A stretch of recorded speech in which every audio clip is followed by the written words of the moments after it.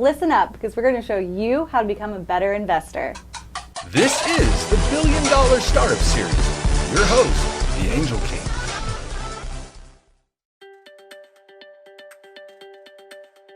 Okay, Ross, so today let's talk about Wealthfront. What is it about the founding team of Wealthfront that you like? So I like the fact that this founding team aren't just, they're not just hackers. Their ability to build a really cool platform that allows you to do what's called automated investing. But they're also people that can connect to the large retail investor. Right? So Wealthfront is a platform that allows the average consumer the ability to put some money, not just with the traditional financial manager, but put money and manage it on their own schedule. So they can decide what sort of allocations they want to put. Do they want to put more of a, what's your age, what sort of stocks, bonds are you looking to invest in? They put in an index on Wealthfront. And so I like the fact that the founding team at Wealthfront was able to see the frustration of the average retail investor and say, wow, we can do this differently. So traditional wealth management or platforms such as Charles Schwab, E-Trade, TD Ameritrade, those are some of the larger brokerages. They're middlemen between the exchanges, New York Stock Exchange, NASDAQ, as well as the retail consumers. So they're the middle person between the consumer and the platforms. Typically, you've either invested with 401ks, put it through your company, maybe you've decided to open up a simple account on E-Trade, and you really either don't have the information on every stock to make the right decision, or you don't want to, you don't care, right?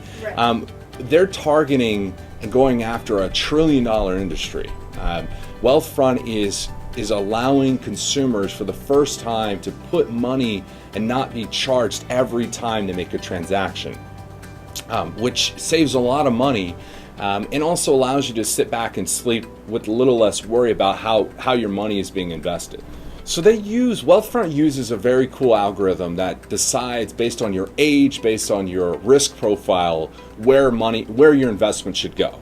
Okay. All right. So for example, if you're a younger investor, in your 30s or in your 20s perhaps, you have a higher risk tolerance than somebody who's already in retirement. They're going to have a different allocation. So for example, if you're 30 years old and you have $100,000 investment or in investable assets, you would have a larger allocation towards stocks versus bonds. Right. Bonds tend to be what older investors put their money. So they take your age, they take your risk profile, numerous other questions, and they put that into a formula and they kick out an allocation. Those are index funds primarily, which are a great way to get started investing, and ETFs. I see. So have you used them before?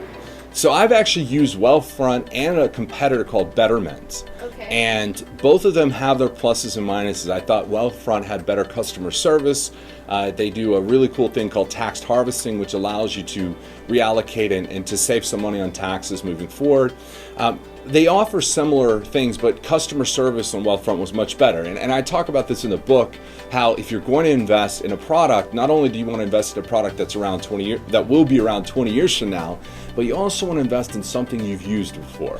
You're not going to be around beating people by customer service, right? I mean, you could, right? Zappos is a great example of customer service to the extreme, right? Right. Yeah. But most companies don't just win on customer service. They win on having an amazing product that people can relate to. There's a need for it, a community behind it, and they also have the execution. And so I think what's most important about Wealthfront is the idea they recognize a major need to help the retail investors, and they also will have a platform that's around 20, 30 years from now because consumers still will want to invest their money wisely. How did Wealthfront build the community that's using their product? How did they build that need? So they built their need by going out to average investors and just asking questions, whether it be at a coffee shop, whether it be at outside of a bank, and just asking people, how do you allocate your money? Now, I don't know if they actually sat outside of a bank. That would be a little weird. But What they did do, I know, is they're a unique startup in that they didn't just build this complicated platform with these automated, algorithms that recommend asset allocation.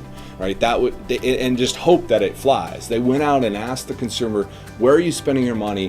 What's your risk profile? And they culled all those together and they said, wow, what if I could save you money in your investments and you could sleep better at night? And that's important. Right. If you're a startup building the next big thing, go talk to consumers first and then build your product. So then, as far as timing goes, did Wealthfront come in at a good time? Do they have competitors in this space right now that's doing what they're doing, or are they improving on a service that already exists out there? They say that imitation is the best form of flattery. Right. And Yes. in Wealthfront's case, as soon as Wealthfront and Betterment built the product that allows for automated investing, they also have major competitors now. They've got Charles Schwab that just built their own platform. E-Trade is now building a custom platform, and I believe they've released that already.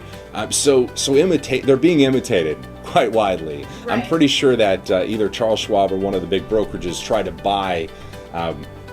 have tried to reach out and buy Wealthfront, and so there's a lot of imitation going on in this industry. I think they're going to go public someday. When you get to this level of wealth management, you have what's called assets under management, AUM, and you have billions of dollars that eventually, I think they crossed the $1 billion threshold. So that's the amount of money being invested in a platform. They now have customer lists that are extensive.